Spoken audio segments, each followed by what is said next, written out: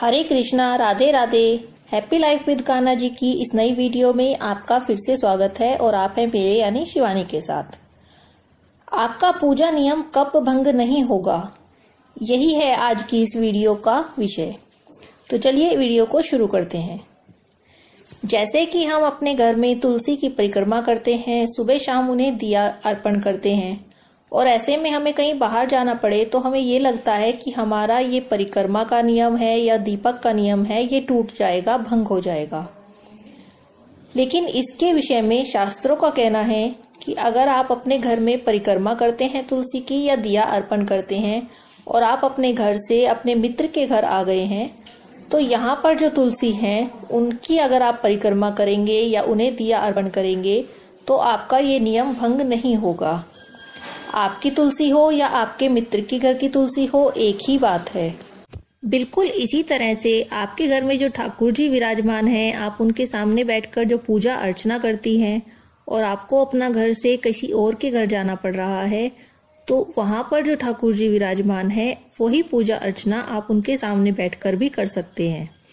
ऐसा नहीं है कि आप अपने ठाकुर जी के सामने ही करेंगे तो ही वो सेवा मानी जाएगी। आपके ठाकुर जी हो या आपके मित्र के ठाकुर जी हो, बात एक ही है। लेकिन हाँ, यहाँ पर एक आवश्यक बात यह है कि जो आपके घर के ठाकुर जी हैं उनकी सेवा का प्रबंध आपको करके आना होगा। उनकी सेवा होती रहे, उन्हें भोग लगता रहे, उन्हें जो भी आप डेली रूटीन करती हैं वो आपको किसी को उनकी सेवा देकर आनी होगी। ऐसा ना हो कि आपके ठाकुर जी तो ताले में बंद हैं और आप अपने मित्र के ठाकुर जी की सेवा कर रहे हैं, इसे एक अपराध ही माना जाएगा। इसी तरह से अन्य नियम भी देश बदलने पर या स्थान बदलने पर किसी दूसरी जगह पर किए जाएं तो भंग नहीं होते। इसी संदर्भ में एक कथा भी आती है। लाल बाबू, जो कि एक सिद्ध संत हुए हैं, उन्होंने एक मंदिर का निर्माण कराया और उसमें श्री विग्रह को प्रतिष्ठित कराया। श्री विग्रह के हृदय पर हाथ रखकर बाकायदा उन्होंने उनकी धड़कन को महसूस किया, नाक के सामने रुई रखकर देखा और जब उन्हें ये विश्वास हो गया कि ये श्री विग्रह जागृत हैं, मतलब कि उनके ठाकुर जी विग्रह में विराजित हैं, तब उन्होंने उनकी पूजा और सेवा आरंभ कर दी। एक बार ठाकुर जी ने, कान्हा जी ने लाल बाबू को आदेश दिया कि जाओ और ब्रज के तीर्थ स्थानों की, लीला स्थलों की दर्शन करके आओ। लाल बाबू सोच में पड़ गए और बोले, ठाकुर जी, मेरे जागृत ठाकुर तो आप हो, आपको छोड़कर भला मैं कहीं और कैसे जा सकता हूँ। इस पर कान्हा जी ने कहा कि जैसे मैं जागृत हूँ ऐसे ही ब्रज के तीर्थ स्थल भी जागृत हैं। आप जाओ और उनके दर्शन करके आओ, मैं अपनी व्यवस्था अपने आप करूँगा।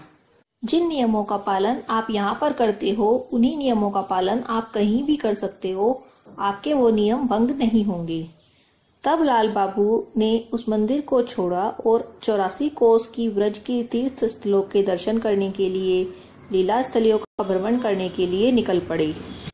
इसी तरह से स्थान परिवर्तन हो रहा हो या देश परिवर्तन, जहाँ पर भी आप हैं वहाँ पर उचित स्थान देखकर एक तरफ बैठकर आप अपने सेवा नियम को पूरा कर सकते हैं और वो भंग नहीं होगा, क्योंकि कान्हा जी तो सर्वत्र व्याप्त हैं।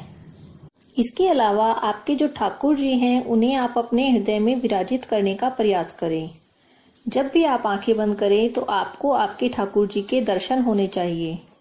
अगर इस तरह से आपको ठाकुर जी के दर्शन होंगे तो आप कहीं पर भी आंखें बंद करके अपने ठाकुर जी से लाड़ लड़ा सकते हैं, उनसे प्रेम कर सकते हैं, उनकी पूजा कर सकते हैं।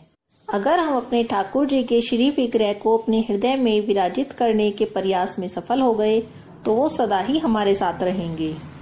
आज की इस वीडियो में बस इतना ही। वीडियो अच्छी लगी हो तो प्लीज़ लाइक का बटन जरूर दबाइएगा और प्रेम से कहते रहिएगा, हरे कृष्णा, राधे राधे।